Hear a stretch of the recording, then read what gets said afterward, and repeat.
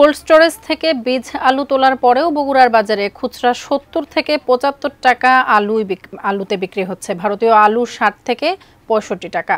যদিও বাজারে নতুন আলু এসেছে। পাইকারি মোকাম রাজা বাজার থেকে বিস্তারিত জানাচ্ছেন উত্তরাঞ্চলীয় ব্যুরো প্রধান চপল সাহা।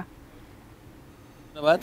আমরা যেমনটা মনে করেছিলাম যে বীজ আলু কৃষক তুলে নেওয়ার পর বাজারে আলুর দাম কমবে, তা কিন্তু আসলে হয়নি।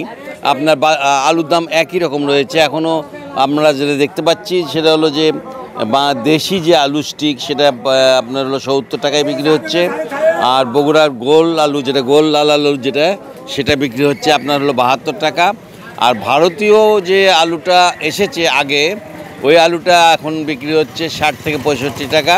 কিন্তু নতুন আলু এখন পর্যন্ত বাজারের দাম কিন্তু একেবারে বলতে পারেন যে ১৬০ টাকা কেজি বিক্রি হচ্ছে, যে কারণে নতুন আলু সবাই কিনতে পারছে না, পুরাতন আলুই কিনছে। আপনারা জানেন যে বগুড়া হলো দেশের অন্যতম একটি স্থান যেখানে প্রচুর পরিমাণে আলু উৎপাদন হয়। আলু কিন্তু বগুড়ায় দাম বেশ বেড়েছে এবং গত বছর যেভাবে আলুর দাম হু হু করে বেড়েছিল এবারও ঠিক একইভাবে বেড়েছে। দেখতে পাচ্ছেন যে আলুর চাহিদা বাড়ছে এবং কিন্তু দামও কিন্তু তার সাথে পাল্লা দিয়ে বাড়ছে। আমরা যেটা দেখতে পাচ্ছি যে আলু নিয়ে কৃষক কতটা দাম পাচ্ছে সেটা আমরা ঠিক বলতে পারবো না, কারণ মধ্যস্বত্বভোগীরাই অধিকাংশ আলু কিনে স্টোরে রাখে। এই ছিল আমার কাছে বগুড়া থেকে সর্বশেষ সংবাদ।